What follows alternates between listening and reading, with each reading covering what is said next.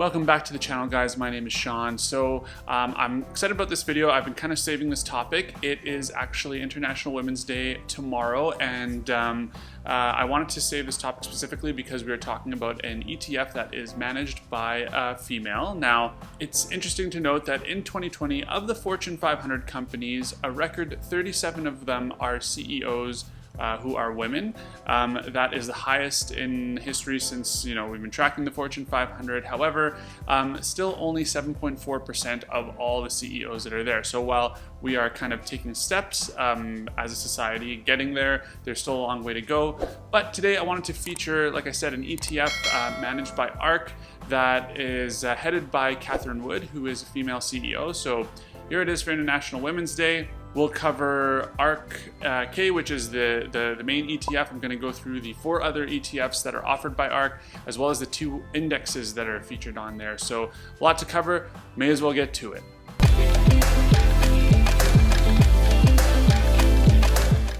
Okay, so what I'm going to do in this episode is just go through the ARK website and talk about the different products that they have and just about what they are. So this page here is under the About ARK tab, and just so in case you guys haven't heard of it, ARK invests in kind of disruptive companies that are innovating their sector. They try to get in on them very early on.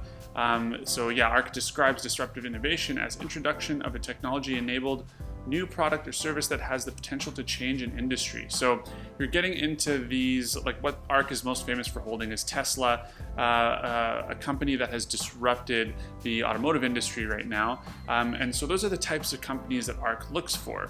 Here is a picture of Catherine. You can read a little bit about her here. She has a finance background and started this company in 2014.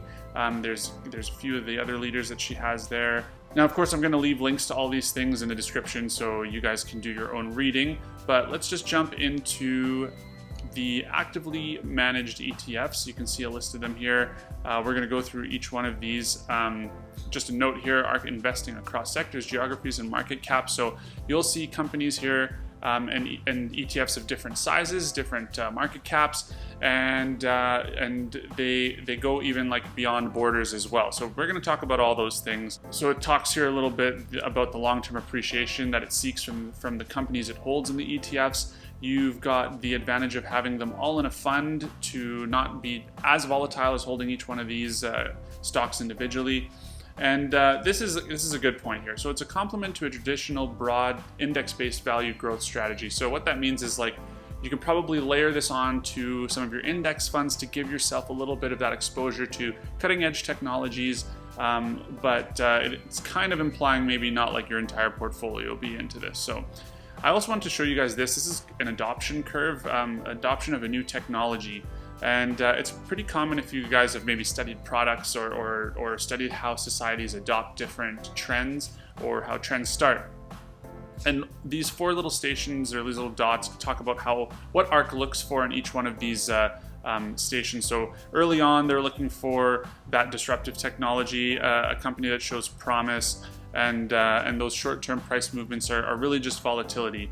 They want to get in and be part of this kind of here at stage 2 before it hits the total market, and they turn into a viable concept, and the market starts accepting them and start to make money.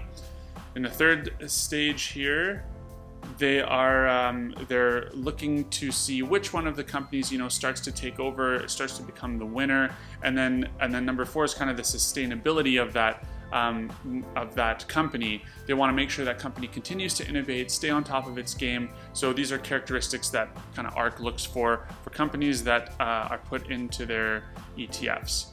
Okay, so that's all I'm going to show on the website. I'm going to jump into the first ETF. I really like the layout of these pages. We'll go into some of not all the information, but some of what is on here. So this is the main one you've probably heard, ARK Innovation ETF. It's focused on all different innovating type of companies in all different sectors, and they include sectors from DNA technologies, automation and manufacturing, infrastructure and services, so the next generation internet, maybe like 5G and those type of technologies, and Fintech.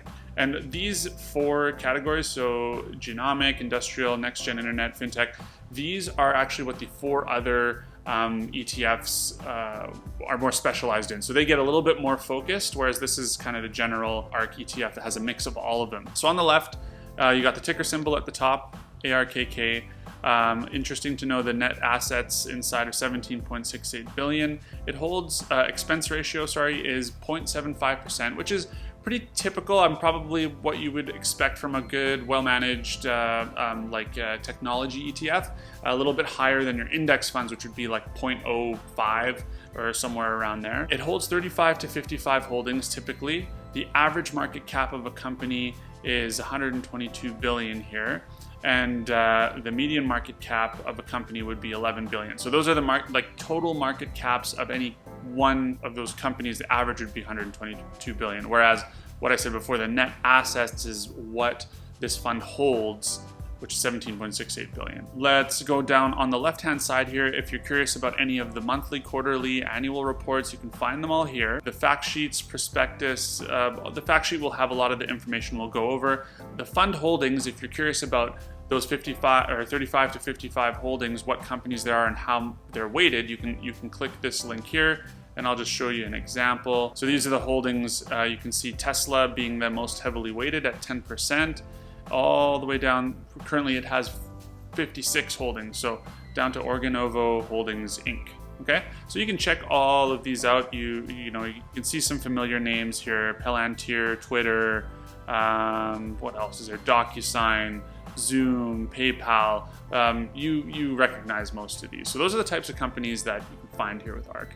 They feature a chart. You can look at the performance year to date. It should be straight off of Yahoo anyway. $53 in the last year to $130, so it's more than doubled. The performance section here is interesting because it'll tell you how close the ARK market price has followed the net asset value price, so the value of what it actually holds. So you can see that they're very close year to date, very close 1 year, 3 year, 5 years, and almost 0.03 off since the inception. And up here, it gives you some more stats about what the market price is and what the NAV is. And so the NAV is the actual value of what is held inside the ETF. And what ARK will try to do is make sure the market price reflects exactly what is inside as close as they can. So the changes might fluctuate, within a matter of hours or a day. And that's only because of the kind of the logistics of what goes around in the background of an ETF. It might not be exactly the same to the second of what all the funds that it holds inside by the time it does those transactions. So this performance is just showing you how closely it's actually tracking the true value.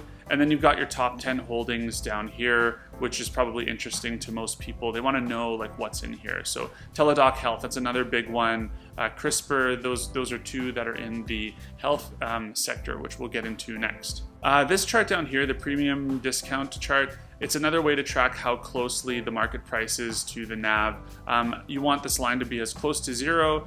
You can see here on the side, the percent of days that you were within 0.5% of the NAV is 100%. And I believe this is since the beginning of the year. So it's showing that ARK is tracking this very closely. And you want when something is a premium, that means that the market price is higher than the NAV. When it's a discount, it's lower than the NAV. You can see the number of days that it's kind of off by a lot is very, very minimal. So you can always check here to see if what you're paying for that particular day, if you're interested in buying it, is reflective of the NAV, and that's what you kind of want to go for. Now I'm going to compare the performance of all of these ETFs at the end of this video. You can always skip to it by hitting the bookmarks, but we're just going to go through the rest of these ETFs, okay?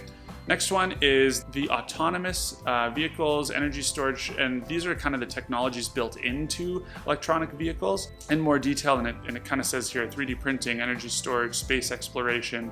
These are really cutting edge things. Tickers are Q, the MER is the same, 30 to 50 holdings, 229 billion average market cap of a company that's in this ETF, 27 billion for the median, but you can see the net assets a lot less, like a smaller ETF overall of 1.7 billion. Looking at the NAV stats here again, very close, market price is very close. The 1 year performance, let's see, $39 up to 86. So just over twice as, doubled in the last year. That's the story, with most of these holdings. The ARK performance, again, tracking very closely, which is really good. Here's some interesting companies that you've probably heard of. Everything from Tesla to Alphabet being Google. All of these guys they construct sensors or self-driving technology. That is kind of the niche that this ETF is going for. Again, the premium discount chart very close to zero, which is what you want. 100% of days this year within 0.5% of the NAV, so that is good as well. Okay, jumping into next gen internet. So this is kind of 5G blockchain. You have some social media platforms and mobile phone technology. So these are kind of the future of the way businesses do business, and AI and that type of thing are in here. So ARKW is the ticker. Expense ratio on this one's a little higher at 0.79%. A little bit more in the assets, 5.27 billion, $195 billion weighted average market, and the median is 51 billion. Again, NAV very close to market price. The 1 year performance, $64 up to $160. So this one's more than doubled as well. Again, tracking very close to the NAV, which is good performance of an ETF. And then let's look at some of these companies. So Tesla Square, Bitcoin Trust. So you've got your that's like the blockchain piece. Teladoc again, Spotify, Roku, Shopify. So you can see a lot of e-commerce, online shopping, that kind of stuff is big in this ETF. Again, you can check the rest of them in the menu up at the top there. Checking again the premium discount chart. This is really close to zero, which is really good on ARK's behalf. And then 100% of the days of where market price is within 0.5% of the NAV. Okay, let's go to the next one. So this is the Genome. So now we're getting into like the biotech industry. CRISPR is a big name in this. I've already checked this ahead of time. That company is 14th on the list, so it doesn't show up in the top 10, but they're in here. Bioinformatics, so collecting health data, therapeutics, stem cell research. Like this is again really cutting edge in the health sector, and this one I would pay special attention to because with our population starting to age and technology being where it is right now, I could see this becoming very important in the next decade or so. So it would be a good one to pay attention to with respect to just how important the medical fields are going to become in the future. ARKG is the ticker, 30 to 50 holdings, 55 billion is the average size of company, 5 billion is the median, 7.6 billion in the whole ETF. Back to 75% for your expense ratio, so very similar to the rest. Again, pricing just a few cents off market price. The 1 year performance from 34, a little bit of a dip at the start to 93. So this is well over double, like almost triple. So it's done really well. Again, tracking super close to the NAV. And here are some of them. So Teladoc Health has been a big, headline in the telehealth sector right now. Pacific Biosciences, Vertex. These are all probably not as familiar to Canadians, but more familiar to maybe US folks.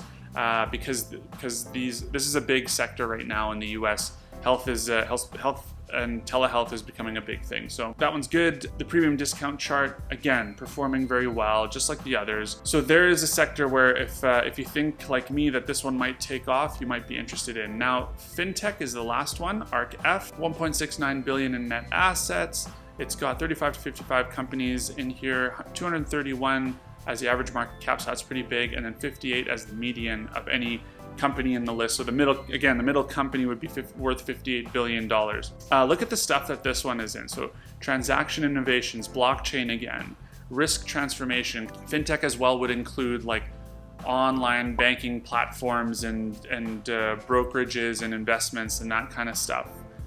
So let's see what those companies are like. Now, again, market price tracking a little bit higher, a few cents higher than the NAV. Currently, the 1 year performance going from 25.05 to 55, so just over doubling.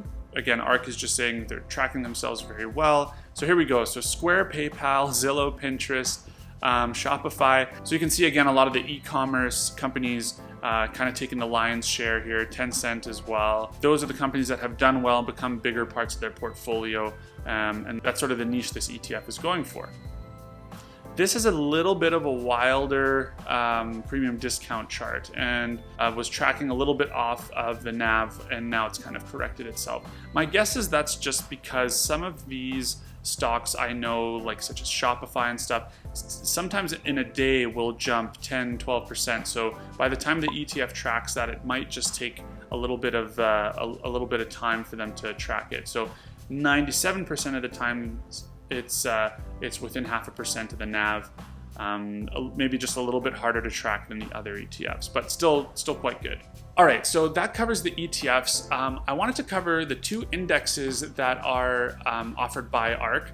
They are newer. While the other ETFs were started in 2014, these ones have started, I believe, in 2016, and they're even more specific, but are areas that ARK thinks will really have the potential to grow in the future, and you'll kind of see why. So we'll go to the tab here. It says, again, ARK believes that our index ETFs, they track targeted areas of disruptive innovation, can be used as part of a strategy to capture long-term growth and capital appreciation. So just like the other ETFs, the same idea. You get that same exposure to the disruptive innovation, really targeted. They are very niche areas and an investment opportunity through a fund rather than individual stocks. Okay, let's just see what they are. So the first one is PRNT, which is 3D printing. Now, I agree, this is like a huge potential. We already use 3D models in almost every industry. So to be able to produce the thing that you're modeling anywhere else in the world, as long as you have a printer, does seem really crazy to me and really awesome and has huge potential. So that's what ARK is kind of saying with this one here. It's got net assets inside the ETF are 132 million, so quite small. Expense ratio is a little bit lower too, because this does follow an index, so it's managed a little more passively. The NAV, 5 cents off from the market price. The 1 year change in this one, so about 21 bucks to $39, so just under doubling, which is still fairly good. Low for ARK, but it sounds like it's low, but it's actually any stock that you have that does that in a year is doing really well. Tracking, again, tracks very closely. And here are some of the companies that are in this ETF. Now, I'll be honest, I'm not as familiar with this industry right now, so I don't really know, like, you know, which one of these are big names, and the only one I really recognize is Microsoft. But this is good. It'll give me a few companies to go and research, and that gives me some homework to do if I really feel that they're on the cutting edge and believe in this ETF. But it's definitely something that ARK has done. Again, because like there aren't as many companies in this ETF and they are still very small cap and young, they'll tend to be a little bit more volatile, hence a little bit tougher to track. This looks like it's traded at a premium for a lot of this year, and now it's kind of correcting itself. So 84% of the time, though, still within 0.5%.